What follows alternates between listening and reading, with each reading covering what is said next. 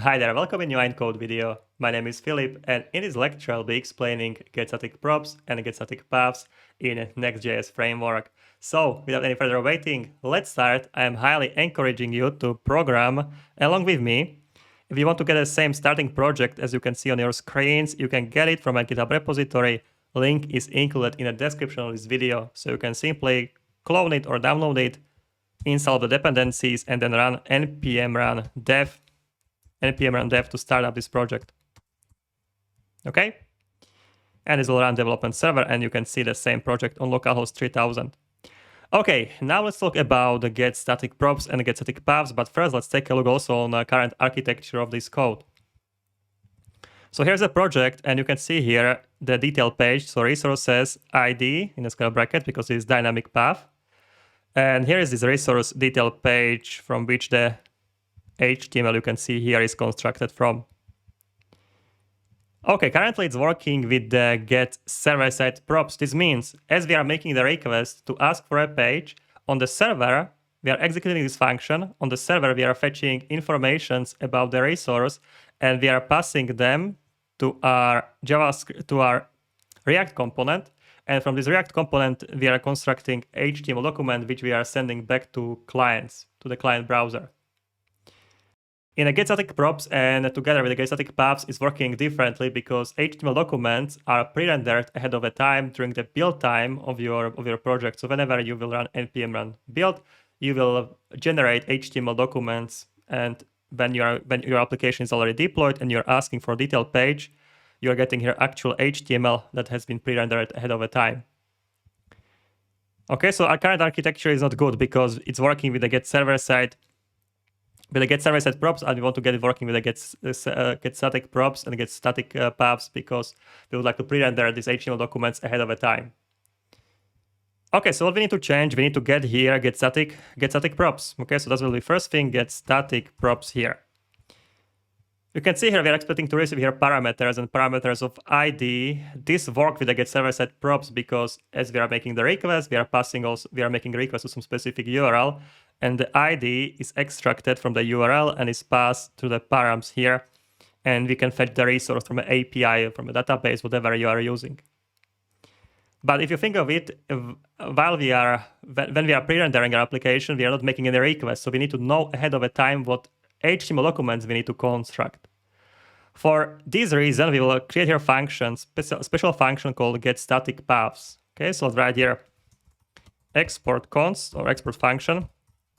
getStaticPaths, all right, and from this we will return array of all of the paths with the parameters of the IDs we would like to get in a getStaticProps at the build time. Okay, so here I'll just simply specify const paths. This is array of objects where we need to specify params of the ID, because ID we are expecting to receive in a getStaticProps, and also this is important to get the ID because ID is the name of this dynamic page. So in the square brackets we have an ID, so that's why we need to also specify params of ID. That's very important. Okay, so ID and ID will be actual ID of the resource we would like to get here. I have prepared for you fake data you can find in the API server folder. So API server folder data.json. That's all the resources you can see. You can see here rendered out. Okay, so that's all the. Okay, actually now the development server is not running, but that's all the resources. So when you want to construct HTML documents, depending on this data, we need to return the data we can fetch. Okay, so I'll be getting these IDs of my resources in a JSON file. I'll be passing getStaticProps, and this ID I will extract, and I will fetch specific resource from a JSON file, which I will get here as a data, so I can pass it to my component. So this will be first ID. I will copy this object, and I will paste it here 2 more times. So for now, I'll be creating 3 pages. Okay, I'll go back to data.json, and I will get here another ID. Okay, I'll paste it here, and then I'll go the third one, and I will get here this ID, and I will paste it here. So now we need to return this data. So I'll write here return object with the paths, and also need to provide a fallback option. I'll mark it as a false. I will be talking about the fallback in the next video. Okay, and this parameter will get here in the getStaticProps. We will get all of the IDs, make the request to fetch a resource, and return this as a props to our component. And from this component will be construct HTML document, actual HTML physical document. Okay, so we can save everything. We can try it out. Okay, before we had the get server side props, I will show you one more thing. With the get server side props in your next folder, so that your build folder, when you go to server, pages, resources, you can see here the id.js file, only JavaScript, okay? But now let's see what will happen when we specified here getStaticPaths and getStaticProps. Let's get back here, let's run here npm run build. And now you should see all the HTML documents that has been pre-generated ahead of a time.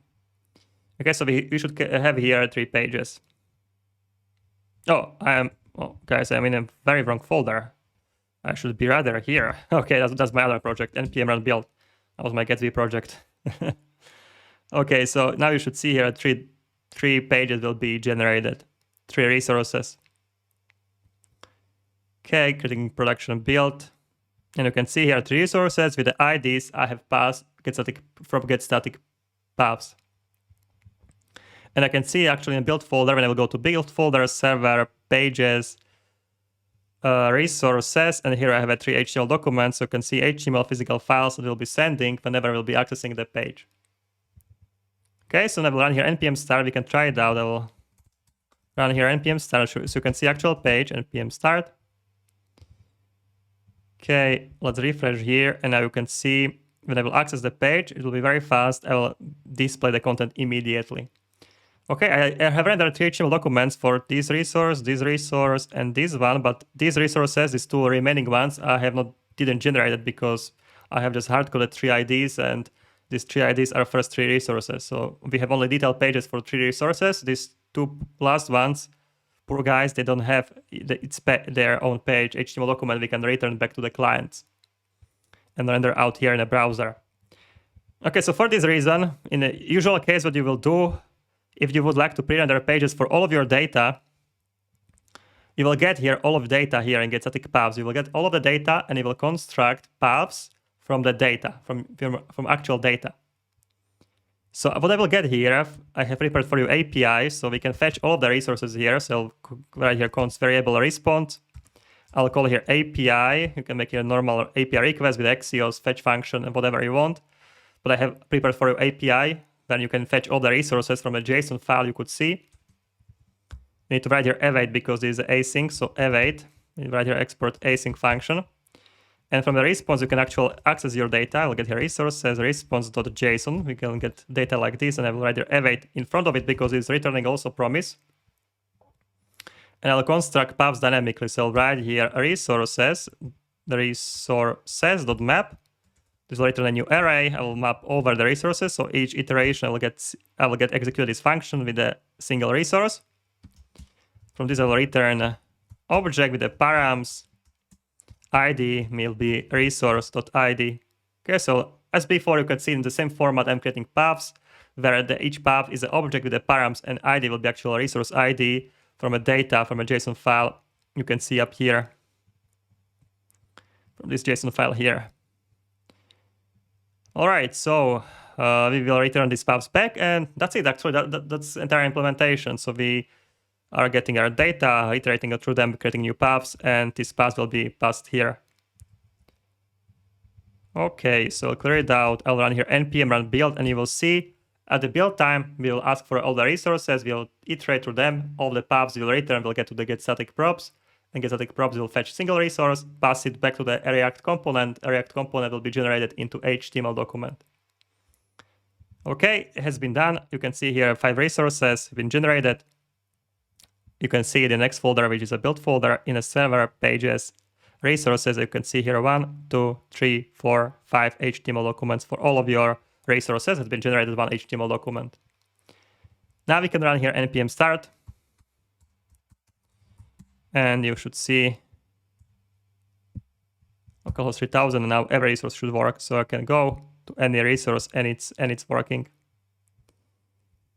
Well, guys, so that should be it. If you are looking for a detailed comparison between get server-side props and get static props, I have another video on YouTube about it. You can find the link in the description. you can see getStaticProps is very beneficial when you would like to get a page very, very fast back. You don't need to make any request. You don't need to make any computation on the server. You'll just make a request and you will get HTML document back. It's also very good for caching. But if you would like to get always fresh data from the server, that's not the best approach because you always get back here this pre-generated data. There are also ways how to update this HTML document if your data will change, but I would like to talk about this in the next video. So that should be it. If you are looking for if you have some questions, just ask them in the comments. If you like the video, please press the like button. And yeah, that's it. I hope to see you in the next Code video. Cheers.